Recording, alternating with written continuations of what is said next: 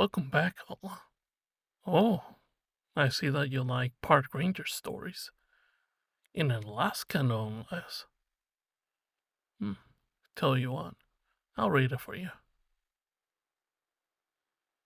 I work as a park ranger in Alaska. There were inhuman things living in the vast wilderness. Part 1. Written by CIAHerpes. Narrated by Gamma Akutabi.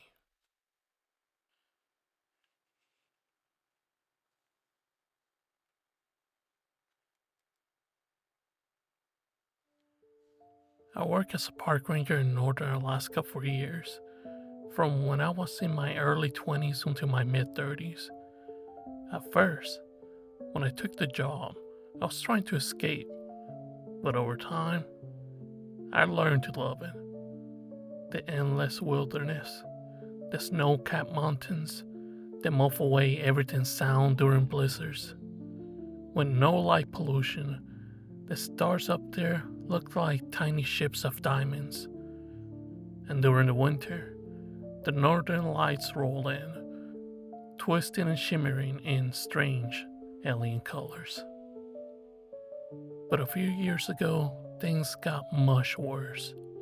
People up here have started to go missing at an alarming rate, and I started having strange experiences around the park and the nature preserve. One of the strangest part of my story started on a freezing, dark night in 2018. I was on a snowmobile out in a terrible blizzard. The conditions were nearly to the point of being impassable. The snow was falling so thick and fast that it looked like a moving, shimmering wall of white on all sides of me. Another ranger, a huge, lumbering man named Ace Acosta, pulled up behind me on a second snowmobile. I looked at him, standing 6'6" with majestic peaks stretching up into the night sky, and thought about what a great picture this will make. As I was looking around, I saw the faint tracks in the snow. Ace snowmobile lights were pointed in their direction, and I had been standing almost on top of them without realizing it. Which is fairly easy to do when a few inches of snow are falling every hour. At first, I thought it was frozen tracks of an injured animal. I saw the drops of blood soak into the superficial ice first. Following the direction with my eyes, I realized there were footprints pressing to the frozen crust, leading away from me and towards the flat stretch of the tundra. I squinted, getting down on my knees and leaning inwards. I didn't want to trample the tracks. I quickly realized I was looking at human footprints. Naked human footprints. But who will be out here in December in negative 40 degrees winds without shoes? They will die rapidly out there. Just for me to drive across the tundra on a snowmobile required me to wear 3 jackets, long johns, snow pants, thick jeans, a ski mask, and multiple layers of socks and gloves with hand warmers. I wore special waterproof boots with composite toes that wouldn't freeze like steel toes. And despite all of this, I was still cold. I moved forward and saw handprints mixed in with the footprints, all of them bloody. The ice was thick enough to slice open human hands and feet undoubtedly. The logical conclusion was unshakable. Someone had crawled through here, maybe naked, on all fours, and their frozen body will be somewhere up ahead. I sighed, turning to Acosta. He still stood in the same position, his face covered in a red scarf with only his eyes showing. I saw one ice-covered eyebrow raised questioningly. "I think we got us a body somewhere nearby," I said, getting back on my snowmobile and starting it. He did the same. Que tipo de freaked out tweaker will be walking around here without clothes on? Ace asked in his deep baritone voice. Man, I need a hit of whatever that guy's on. I've got 2 sweaters and those winter jackets on, and I'm still cold. Kelton? ¿Qué tú dices?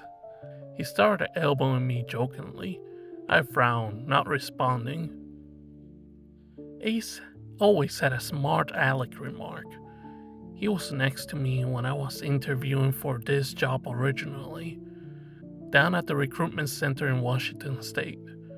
The old lady doing the interview was a bloodless, angry-looking specimen of a woman with huge glasses that magnified her eyes twice over.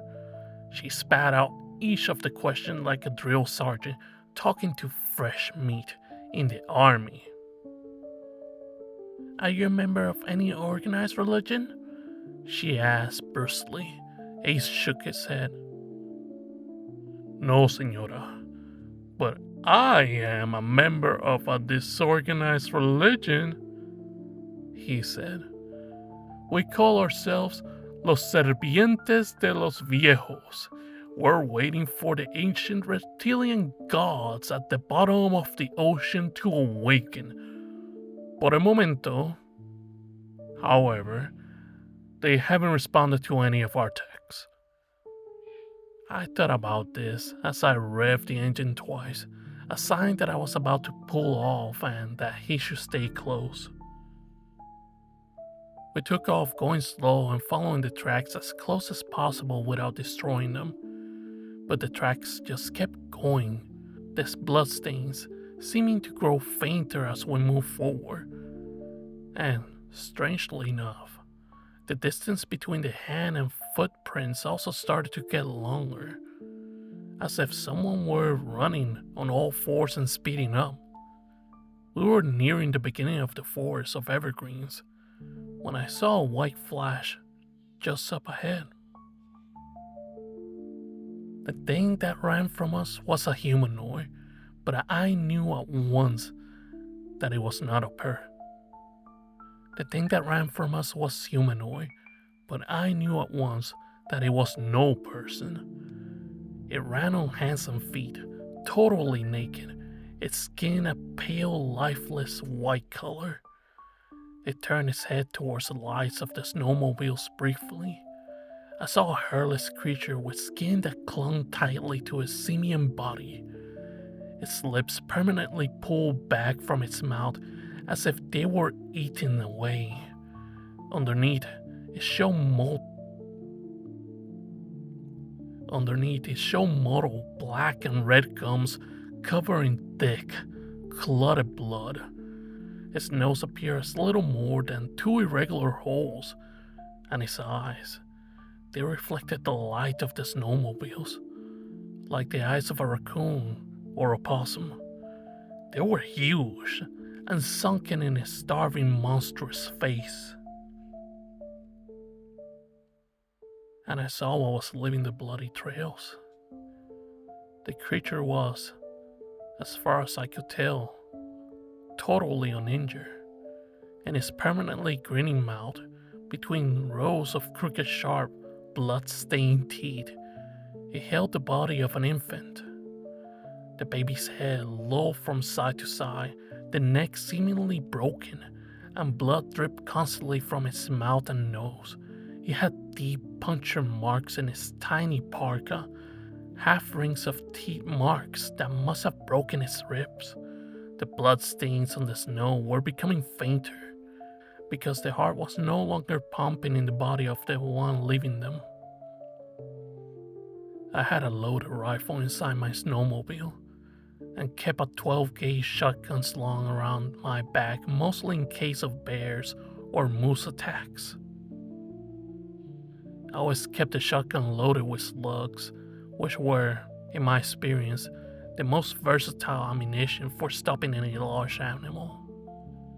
The .308 might take down a polar bear, at least with a good headshot, or it might just piss it off on a bad day. But a shotgun slug, to the head or heart will stop any bear or moose in its tracks. Of course, it was no polar bear ahead of me. For all I knew, it was something far worse.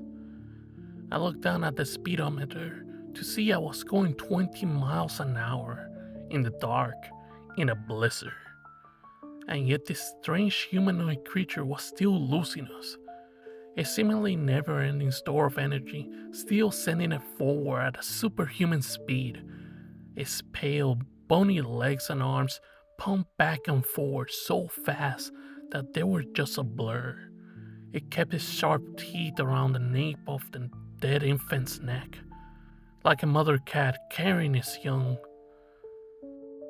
I kept one hand on the steering wheel while trying to free the strap of my shotgun over my head. I slowed down below 20, and the creature responded by going even faster. I started making a break for the mountain forest that started only a few hundred feet away. I got the gun free and quickly stopped the snowmobile and raced it. I centered the sights, taking a deep breath to steady myself, and fire. I miss, though I don't know by how much. Shotguns have the drawback of being significantly less accurate at a further distance than the rifle. But by the time I got the .308 out, I knew the creature would have long since disappeared into the thick brush and trees. By this point, Ace had also stopped and opened fire, but the creature had already gone. "God damn!" Ace screamed. "That was one fast motherfucker. I can't believe he got away after all that." I heaved a deep sigh. "I think we better go find out where he got that baby from," I said. "We might have a lot more corpses on our hands than we realize." We found a radio on the snowmobile and messaged in what had happened, or at least the basic gist of it. I left out the part about naked, half-human abominations and said that it was an unknown animal. There wasn't much law enforcement up in these parts because, hell, there were barely any people. The rangers, as well as fish and wildlife agents, regularly worked with the police officers in small towns. At least those had police officers. Dozens of the local tribal villages had no police at all. These people would come to forest rangers and fish and wildlife agents most of all, and were always some of the county's friendliest and most helpful residents. By the time we got back to the original bloodstained footprint, the snow had covered up the tracks completely. However, based on the direction that the creature had been going and where the tracks had come from, I thought I knew where it might have started. Following the path in a nearly straight line led to the Lugna Peak Trailer Park. Ace and I drove off at mass speed, across rolling hills and flat plains, the snow coming faster and heavier now. They say Eskimos have dozens of words for snow, and after being a ranger up here, I can say I've seen every variation of it 1,000 times.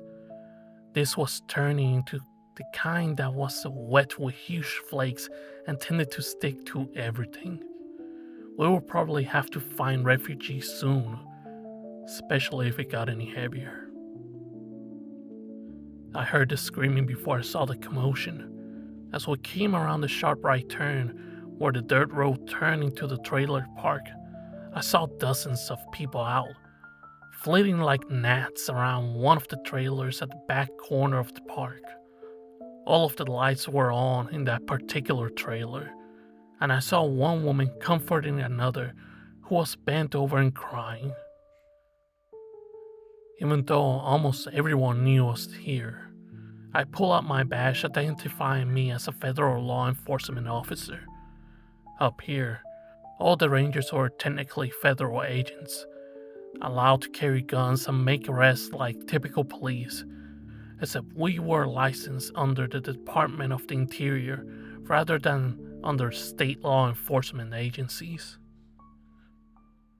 I ran into the trailer, and after one long glance around the place, I knew there was no need to call for any ambulances. Ace followed close behind me, his heavy, thudding footsteps shaking the trailer slightly as he ascended the steps. We said nothing for a long moment. The entire family was dead. There was blood everywhere, even spotting the ceilings. Most of it half frozen in the cold, and I wondered how long the door had been left open. Body parts were scattered across the floor, an arm in the corner of the room, a head standing up on the kitchen counter, even a random tooth embedded into the sheetrock. The savagery was brutal, and the amount of strength required to carry out such an attack must have been extraordinary. Pienso que vamos a necesitar a lot more people on this than just me and you, Ace said. I nodded, already bone tired, and with so much work to do tonight before I could go to sleep. We phoned both state and federal authorities in the area. Since much of the land was tribally owned, we had to deal with multiple branches. Eventually, we got CSI out there in the middle of a snowstorm, though they had to come from over 3 hours away. We just secured the scene while we waited, constantly being brought into neighboring trailers where townfolks would tell us the latest gossip. They also brought us hot coffee and tried to milk us for any information we might have, as they usually did in such situations. No, Maggie, honestamente, Ace was saying to an old lady wrapped up in an ancient fur coat. Yo no sé más de esto que tú. You can be sure that you know if I did. By that point, police cars were slowly pulling in, one by one. Ace and I told them a simplified version of the night's events, said goodnight, and left the scene to them. I went home and took a scalding hot shower, trying to force the night's coldness out of my bones. Then I slept deeply, though I had nightmares of that creature's face turning to me, holding a dead baby in its mouth and marking me with its emotionless, reflective eyes. I didn't know it then, but that will be the last time I will sleep in a bed for many days. The state police assigned us an officer the next day, stating they wanted an official representative of their interests involved in the case. It was, by this point, a fairly high priority case. We didn't even have many assaults or robberies up here, less likely murders, and the murders of an entire family really stirred up the locals. The fact that the CSI techs couldn't make heads or tails of it made it even worse. They hadn't even agreed on whether it was done by humans or animals, or a combination of the two. Like men with fighting dogs who went berserk. With no leads, they wanted us to go back to where we had seen the creature the previous night and see what we could find. The police officer who will be tagging us, a woman named Officer Melinda Jansen, had the looks of someone who just started a new job and doesn't realize how terribly it is yet. She was all bright eye and bushy tail, and when she shook my hands, she nearly crushed the bones together under her iron grip. I saw Ace wince slightly when he shook her hand too. When she turned her back, he looked at me with one eyebrow raised, as if he was saying, ¿Qué puedes hacer? It didn't take us long to find the spot from the previous night. When we got close to the forest where the creature disappeared, I saw a branch that hadn't been hit by a shotgun blast. I knew we were right on the money. In the daytime, I saw that there was a slight curving trail through the trees here, and maybe an old deer trail.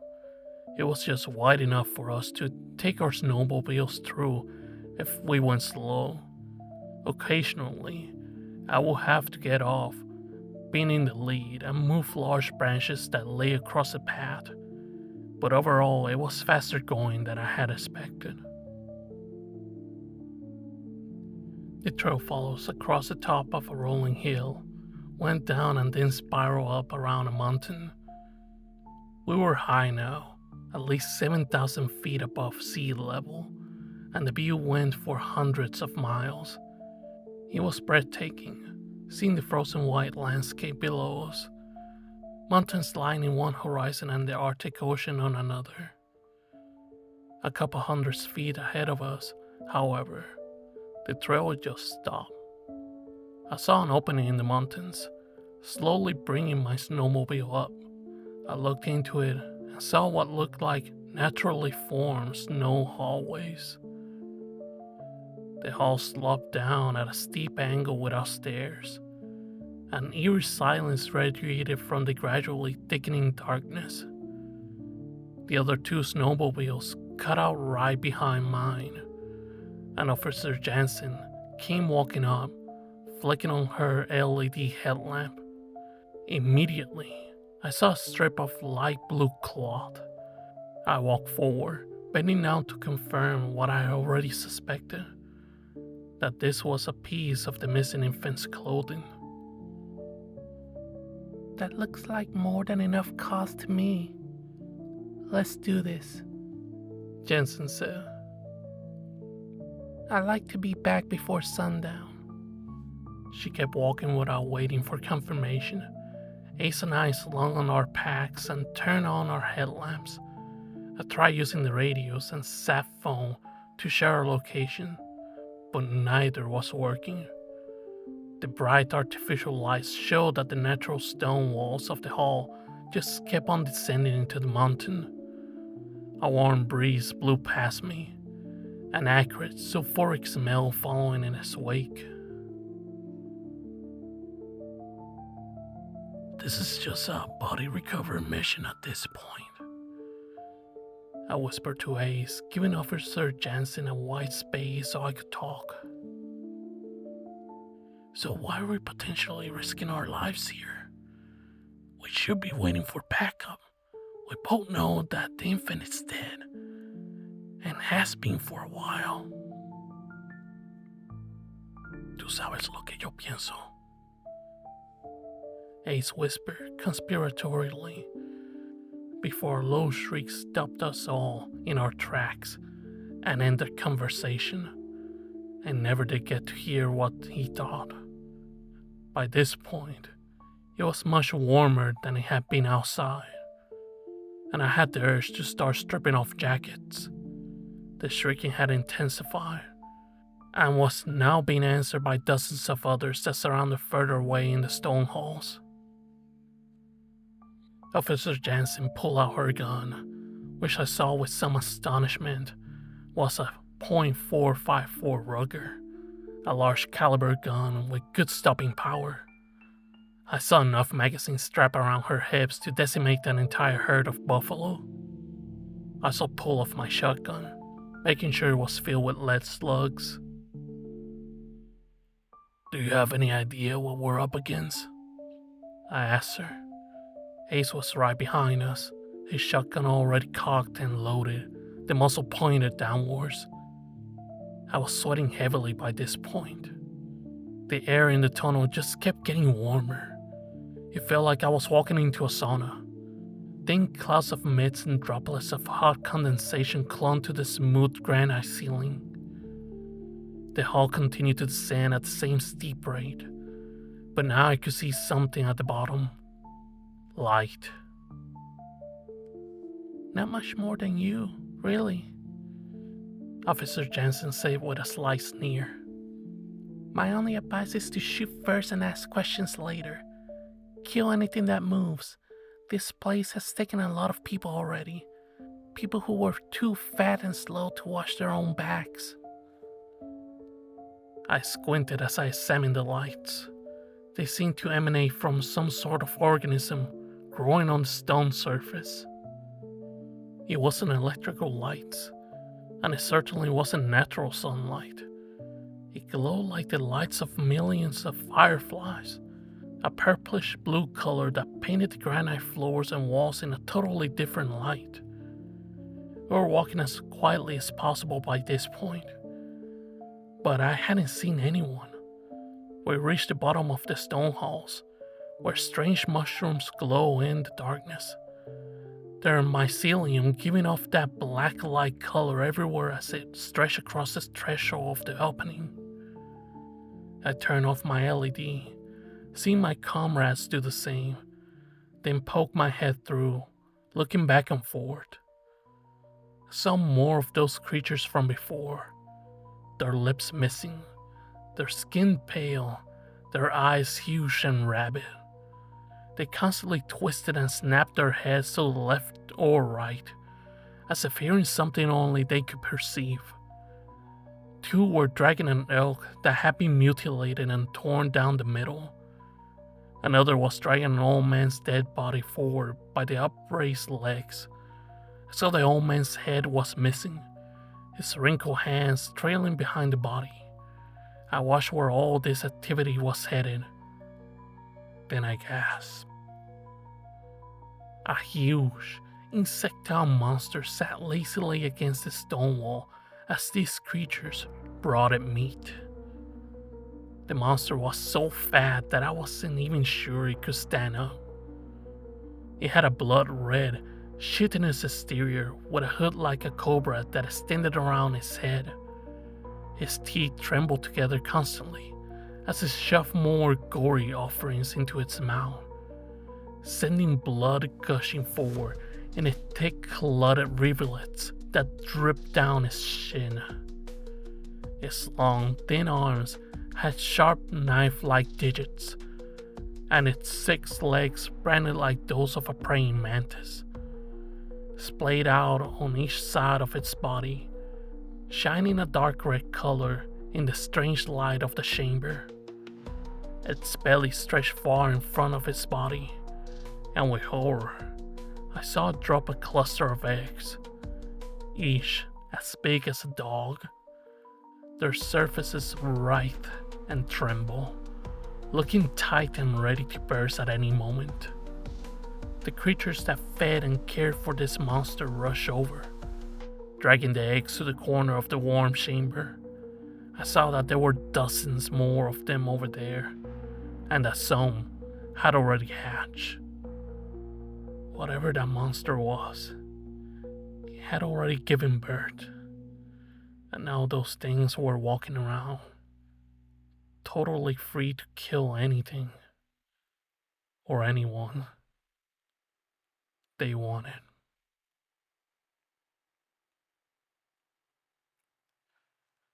And that's today's story, Outlaw.